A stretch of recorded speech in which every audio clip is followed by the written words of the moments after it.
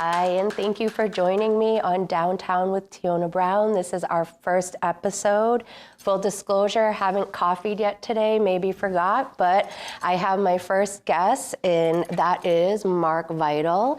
And welcome, Mark. Good morning. Good morning. So this is, I know we're both Marlborough City Councilors, but this actually has nothing to do with local politics. This show is just going to be kind of getting to know the people in our community and our neighbors, but not so much with a political slant. I'm looking more to find connection. So I grew up downtown here in Marlborough. I have a lot of memories, and As did I. Yep, that's what I thought. And so there's a connection right there. And I know we have another connection. The house that I bought when I moved out of downtown Marlborough over on Milham Street was built by and lived in by a Vital. Yeah, sure was. I believe your Aunt Doris. That's correct. So that's a little connection there. And so bringing it back to the theme of downtown, I have a lot of memories of downtown from growing up in the 80s and 90s down here. So closest to my house was probably Buck Gastar, but then I'd like to go downtown and I would walk the length of it. There's so many stores that bring back memories to me. So what decades do you feel like were more of your growing up? 60s and 70s, so all right. significantly 60s and 70s. wiser than you might be. I'll take that as a compliment on my age. As it was intended. Yeah. So I would love for you, and close your eyes if you need to, and really go into your memory. Take a walk down your 1960s and 1970s downtown Marlborough, and maybe just name, you don't have to go into too much detail, but name some of the businesses that really stand out to you and meant something to you. So first of all, I have 3 older brothers. All of them had paper routes, and I had a paper route as early, believe it or not, and in today's world, people wouldn't believe it, but I was delivering papers at 6 years old.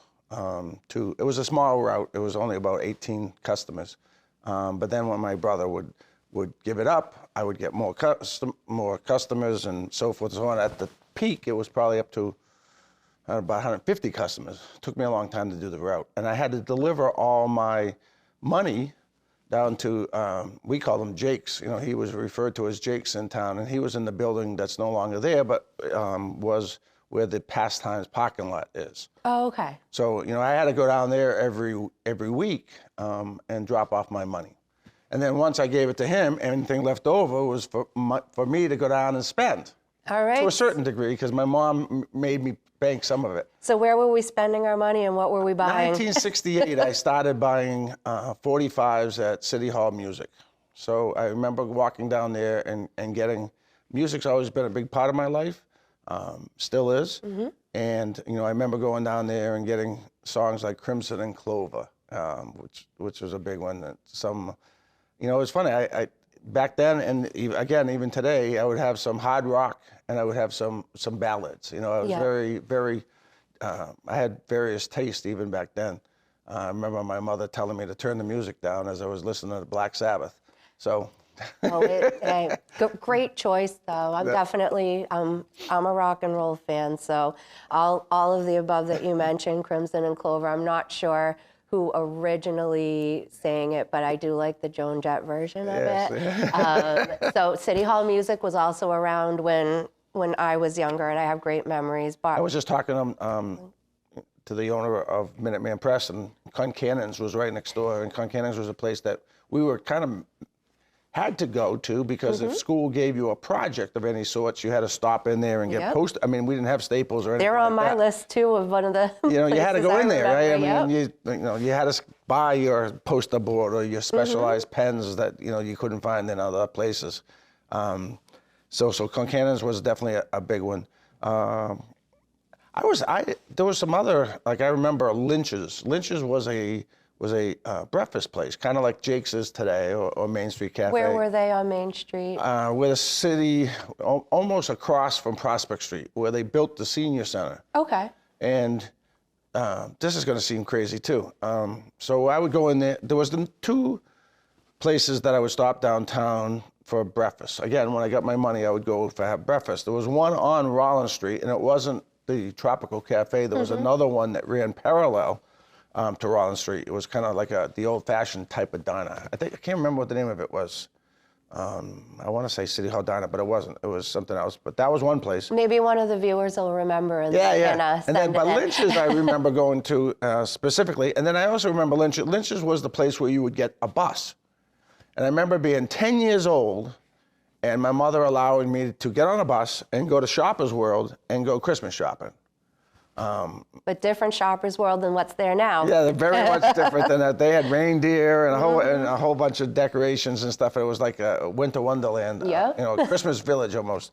So I remember going, and that was kind of a big deal in my childhood because my mother trusted me to hop on a bus and go to a different city at 10. Today, a 10-year-old can't walk next door without getting a parent to drive them. That's so true. Even in the 90s, not to throw my parents under the bus or anything, but Gary and Susan used to put me on the bus. I think I hopped on around the Masonic Hall, and then I did a little internship in downtown Boston across from the State House. I think it was just when I could get my work permit, but I don't think I would put my son on that bus these days. And it's a different world. No, it's very much a different world. That's for sure. So any other businesses? Jobbers Outlet was one that was fun. Of course, Woolworths, right? We had a Woolworths 5 and 10, and I loved that place not only because I could buy toys and stuff, and it was less expensive place. And was that closer to where now it's Main Street Cafe? I remember it as Bumpy's, right around in that area. Golden's was at the corner Yep. of Florence, and that was a place where if I was my mom would very rarely go there because it was kind of like a middle of the road. My mom, we were kind of low, I won't say middle class, but lower middle class. And my mom grew up in a family of 14, and she was very thrifty. So, most of my clothes came from Sears because, that was the, good quality at a low price. It was kind of like the Walmart of today. Back then, Sears was like that, not so much today. But I do remember going into, Jobbers Outlet because that's where you got they had a neat section for Boy Scouts and Girl Scouts and Cub Scouts. So you could get, if you liked camping, you could go in there and I remember getting, even though I wasn't a Boy Scout, I got a Boy Scout guide. And there was a lot of cool stuff in it because it told you what plants you could eat when hiking, right? Something like that. And I was always referring to that guide to, the kind of beer survivalist. And then, of course, Woolworths I loved, not only because of the toys, but they also had a fish. In the back of the store, they had, tropical fish. Okay. It was the only place in Marlborough, anywhere else, or even close to Marlborough, that you could go in there and buy fish. That's cool. So I would, just when you were a kid, you're just going in there and poking at them and stuff like that. My dad would have liked that. He grew up in San Diego, but if he had been here, he probably would have been there right there at the fish tank with you. That's right. So this is a shorter segment kind of an episode. This is our maiden voyage, so thank you for joining me on it. But I cannot bring Mark Vital onto the show and maybe not talk about some of your history with coaching and running track.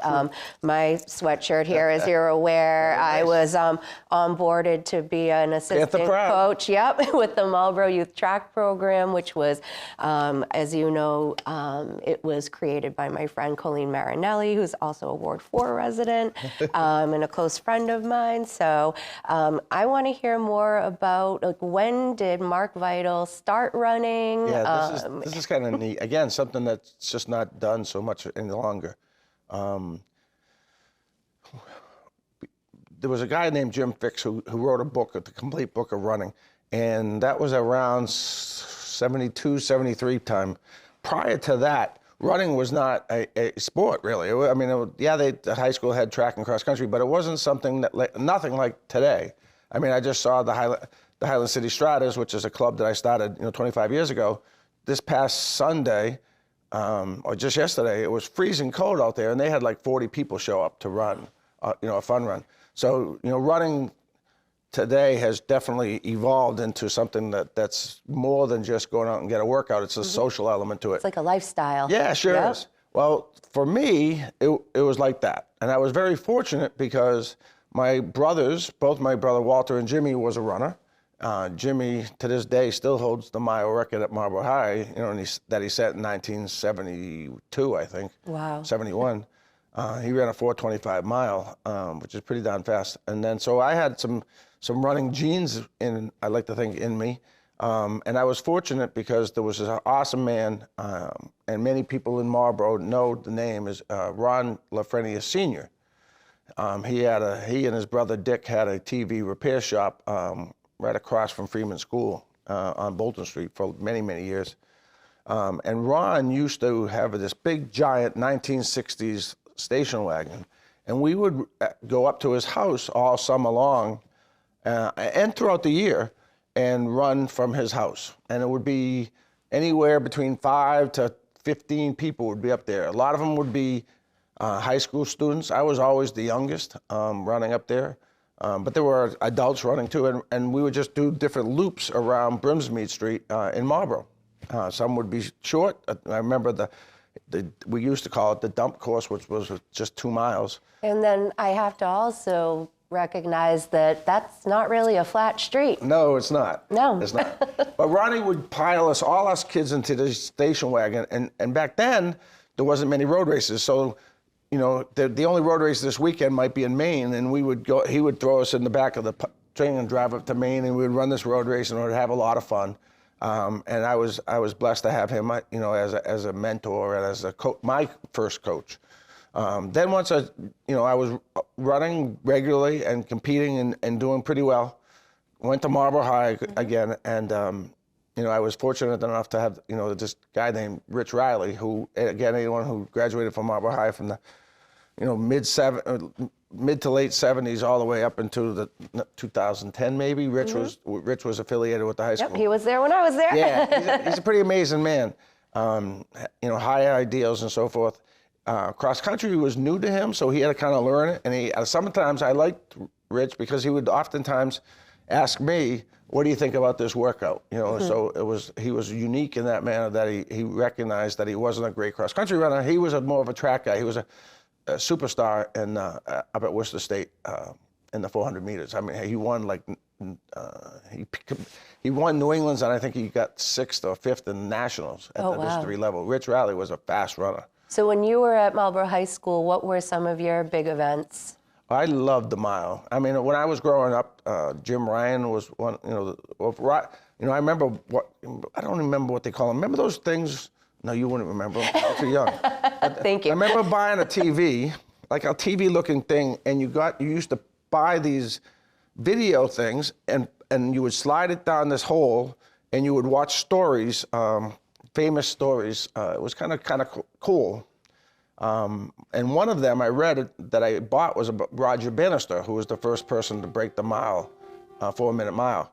So I just fell in love with the mile because of Roger Bannister and because of Jim Ryan, and that's, you know, and my brother ran it, you know, so I wanted to somehow get to my brother's record. Well, I saw a pretty cool picture of you pop up on Facebook pretty recently, and looked like you were running for your life. And do you remember what your fastest mile might have been? My fastest mile in high school was a 36. So I was a good 11 seconds away from my brother. That was when I won. I won the back then. It was called the Midland League Midland League, and that back then it was Milford and Maynard and Clinton, all these different towns than where Marlborough competes today. Okay. Some of them were a bit larger. You know, we had to go against Shrewsbury and Algonquin. So some traditional ones, but some, you know, like Milford's moved away, and we very rarely go against Milford. But I won that league meet. I also won the Central Mass Championship for indoor track. So I had some pretty good track experience. The thing I'm probably most proud about is my cross country team that I was captain of my senior year is the first and only team to win Central Mass Championship. So we went undefeated, and we won I don't know, 4 or 5 different invitationals that year. I'd love to give you a moment right now to give, if you want to go back into your memory and give some shout outs to any of your past teammates that were on that team. You know, what made us strong, and we, like I said, we were pretty much unbeatable, and we would win most cross country meets 15-50, meaning we got our top 7 spots, and we skunked the other team, if you will. We were strong because we never knew who was going to win on any given day. All my teammates were my brothers, and I would die for them, But when we put our feet on the starting line, I wanted to beat every single one of them, right? So, you know, and that's what made us great. That's what made us unique in that manner. So, you know, there were two my best friends, Mike and Dave Fernandez. They moved to Marlborough like sophomore year. So we kind of lucked out because we got these two very good runners who moved into the town. Bruce Williams, Scott Wutrid, Scott Lehman, just to name a few. They were all awesome runners. And many of them went on to college to compete in the college level. That's awesome. And so we've actually hit our time, and I'm glad we got to hit on your memories of downtown, some of the businesses and people that shaped your memories of downtown, people who were involved in your running career, which I feel like there are two things that I think of when I think of Mark Vital. One is running, track, cross country, and the other, you're one of my favorite city veterans. Thank you for your service. Thank you. And thank you so much for that Sweats for Vets program that you continue to run and operate. So just want to thank everyone for joining us on this first episode of Downtown with Teona Brown. Thank you again to Mark Vital. And I hope I didn't bore you all. No, my old memories, they're wonderful memories. Nope, that's it. And I'm hoping that, you know, people who maybe share some of those same memories, they're able to watch, and maybe it sparks some memories for them too. So thank you, and hope you join us again. Thank you, Tina. Thank you.